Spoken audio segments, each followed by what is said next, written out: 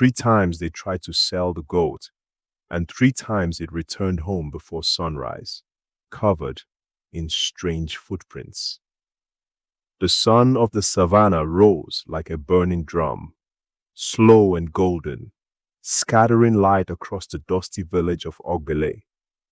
This was a place where livestock outnumbered people, where every dawn was greeted with the bleating of goats, the moos of cattle, and the playful shouts of market children. Baba Tunde, a tall, broad-shouldered farmer of 45, stood proudly in the middle of his compound.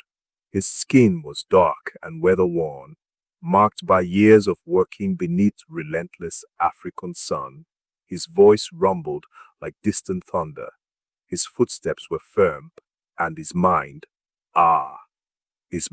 was sharp, stubborn, and always thinking of profit. Among all his animals, one goat stood out, Abeke, a small brown nanny goat with bright eyes and a strange calmness about her.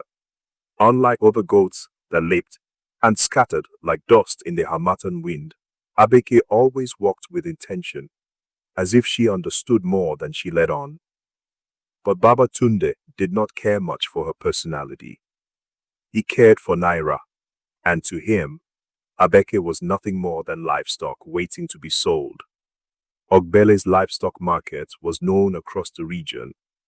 Traders traveled from villages far and wide, carrying bundles of ropes, woven baskets, and loud voices.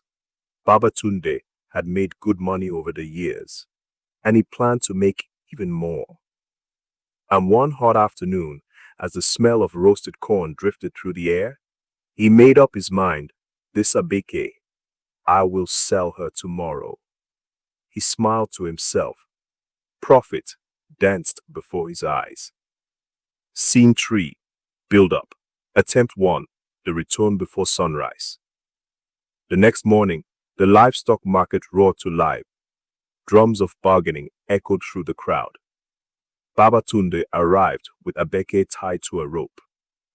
Buyers examined her, squeezing her legs, checking her teeth, and nodding with satisfaction. A wealthy trader from the neighboring town struck a deal. This goat, strong, well-fed.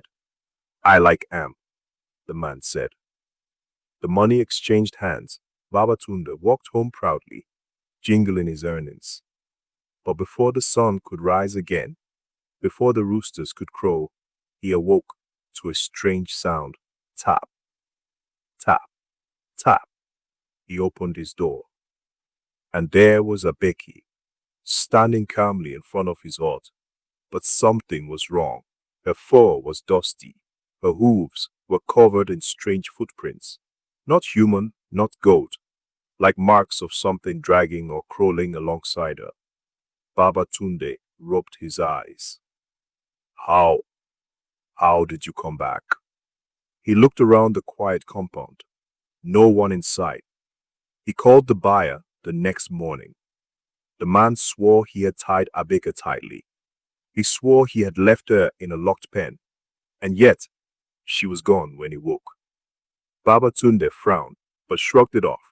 A goat is a goat. I will sell her again. A few days later, Baba Tunde tried again. This time, he sold Abeke to a group of traders heading toward the forest route. They tied her behind a donkey cart with several ropes for good measure.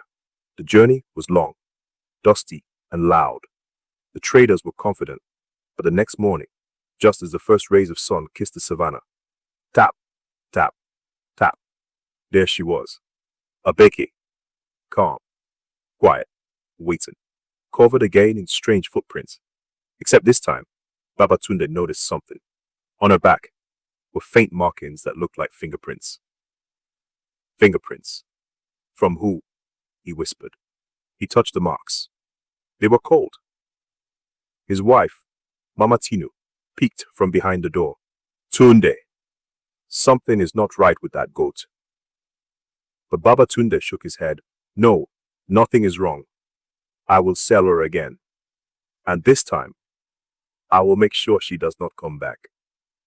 for in his heart, the greed had grown stronger. On the third attempt, Baba Tunde decided to sell Abeke to a traveling merchant on horseback. The merchant wrapped the goat in woven cloth, strapped her securely, and rode far, far beyond the hills, past the acacia trees, deeper into the open savannah. Baba Tunde returned home, satisfied. He counted his money 3 times. He cooked a feast. He laughed with pride. But that night, the wind shifted, clouds gathered, and the world grew quiet, too quiet. Before dawn, the tapping began again. Tap, tap, tap. But this time, the sound was heavier, almost hurried. Baba Tunde stepped outside, and his breath caught. Abeke was running toward the compound at full speed. Behind her were 3 sets of footprints. Not human, not animal. Something in between. Creatures that walked, but also crawled. Something had followed her. Something had returned with her. Abeke ran straight into Baba Tunde's arms, trembling. The marks on her fur were clearer now. Long, thin, cold fingerprints, the savannah wind whispered. And Baba Tunde finally felt fear cut through his greed. That night, Baba Tunde sat outside with a lantern. Abeke tied gently beside him. He could not sleep. His heart beat fast with worry. The village elder, Baba Olorun, passed by and noticed the troubled farmer. "Tunde," he said softly, "your shadow is heavy tonight. Speak." Baba Tunde told him everything, from the cells to the strange returns to the footprints. The old man sighed, lowering himself onto a wooden stool. "Long before your father was born," Baba Olorun began, "our village was protected by the spirits of the savannah.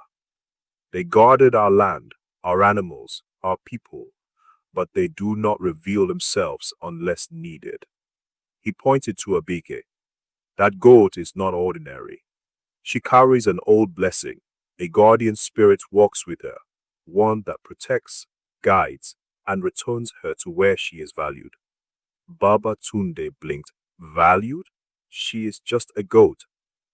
Baba Oloran shook his head. "That may be your problem. You see only profit. You forget gratitude." He leaned closer. "The spirits return her because she belongs to you, because she is meant to help you, not enrich you." Baba Tunde swallowed hard. He remembered all the years Abeke had given him milk, when drought wiped out his other goats. He remembered how she survived sickness that took the others. He remembered how she stayed near him whenever he worked late in the fields, as if keeping him company. He remembered everything he had taken for granted. With greed, Baba Olorun continued, a man can lose sight of blessings already in his hands. The lantern flickered, the wind sighed, and suddenly Baba Tunde understood. He knelt before Abeke, tears gathering in his eyes. "I am sorry," he whispered. "You have always been loyal, and I was blind." The goat nuzzled his palm gently, and for the first time, Baba Tunde felt peace. From that day on, Baba Tunde stopped trying to sell Abeke. He kept her close, cared for her with tenderness, and spoke to her as if she were part of the family. And strangely, his farm prospered. His crops grew healthier. His livestock multiplied. His household became joyful again. The villagers whispered that perhaps the blessing of the savannah spirits had returned. And though Baba Tunde never saw the creatures whose footprints followed Abeke home, he knew in his heart that they were watching, guarding, protecting. As seasons passed, Abeke grew older, gentler, even wiser. And whenever Baba Tunde walked through the fields, she walked beside him with pride. The man who once chased profit had finally learned to cherish what had been in his hands all along. And in the quiet of many evenings, He would sit outside, look at Abeke, and smile some blessings. He would say, refuse to leave us, even when we foolishly chase them away. Greed blinds us to the value of what we already have. Treasure your blessings before they walk away.